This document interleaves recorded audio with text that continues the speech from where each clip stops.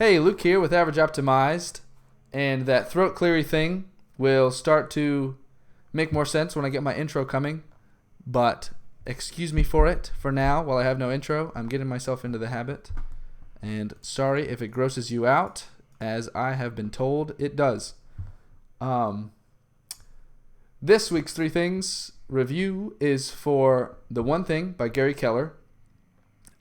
It's all transcribed in the description on the website, so if you'd rather read it, you can do that. It's going to be 3 parts, as usual, starting with a summary, going into my 3 favorite things, then ending with a conclusion. But let's get right into it. Summary. This book came out in 2013. It was written by Gary Keller. It is 240 pages hardcover and 5.5 hours audiobook.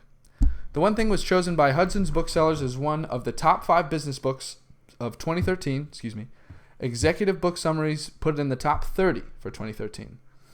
This book is a refined take on the 80-20 rule, or the Pareto principle, that says 80% of your results come from 20% of your actions.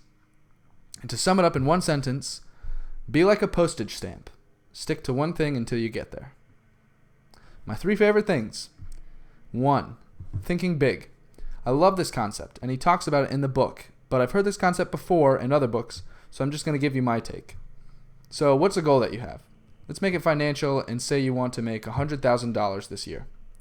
Now add the thinking big and 10 times your goal. Suddenly you have to make $1 million this year. Everything has changed. $2,000 a week isn't going to cut it anymore. Now it's $20,000 a week. Go for it. What's the worst that could happen? You miss your $1 million goal, maybe, but you beat your original goal, probably. And what's the best that could happen? You hit your 10 times goal and make the million. Either way, you will have to think differently and with more oomph. And you're going to get better results that way. I love the quote at the end of this segment too, and the gist of it was, when you think big, the goal looks like a mountain. Take step after step and the mountain shrinks. When you have passed it, it just looks like a small hill. But the mountain is the same size. It's you who has grown. Love that. 2. The 4 productivity thieves. An inability to say no, chaos, poor health habits, and an unsupportive environment. And going over each one, the inability to say no. You need to be able to tell people no. If what they ask you doesn't align with your priorities, find a nice way of saying no. Otherwise, you will take on a bunch of projects and regret it passive-aggressively and mumble to yourself about how your time should be better spent. Chaos. Don't let chaos control you. While you are focused on your one thing, you will have distractions. And no, not just little Facebook tings and news alerts, like breakups and angry people and unsupportive friends. You need to learn to deal with the chaos. I recommend reading The War of Art by Stephen Pressfield for extra help in dealing with the chaos arena. And that review's coming out in a few weeks because I just finished that one. I loved it. Poor health habits. You won't be at the top of your game if you're not eating right and exercising. Grogginess and moodiness are the effects of a poor diet and are hindrances to success. A great quote in the book: if you don't take care of your body, where will you live? I recommend reading The Bulletproof Diet by Dave Asprey if you have no idea where to start diet-wise. Unsupportive environment. You are the average of the top 5 people you hang around. It's called the law of averages. Not the theory of averages, not the hypothesis of averages, the law.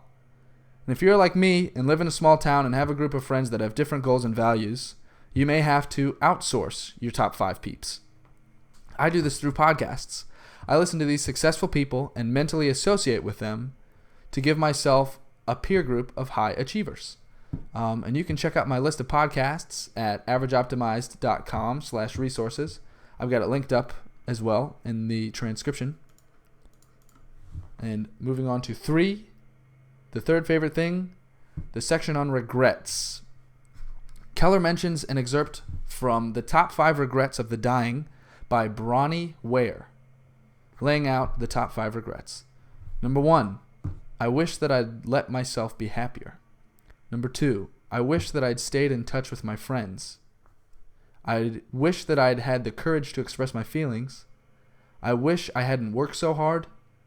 I wish I'd had the courage to live a life true to myself and not the life others expected of me. It's important to remember to factor these into your life. If your goals exclude these things, you may live to regret it. The conclusion, 5 out of 5. It's a great book. It reminds me of the book Essentialism by Greg McKeown, and both are great 80-20 rule books. The One Thing did come first. Essentialism is 2014. This was 2013. And essentially, they're the same thing, just about. A few different things. But read them both because good reminders, good stuff.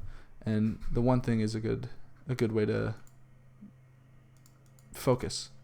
Their website is www.theonething.com.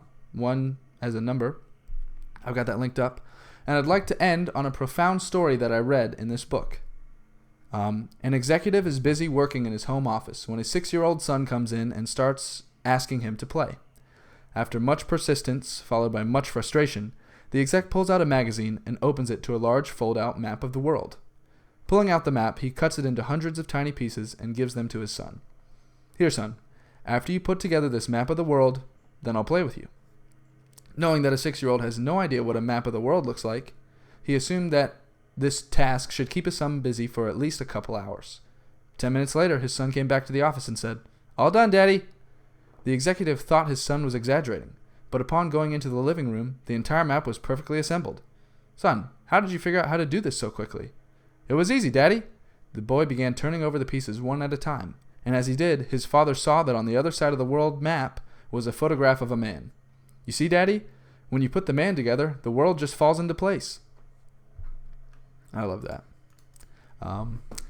So if you want to read it yourself, I've got links, as usual, description, website, and otherwise, thanks for watching, and I'll see you next week.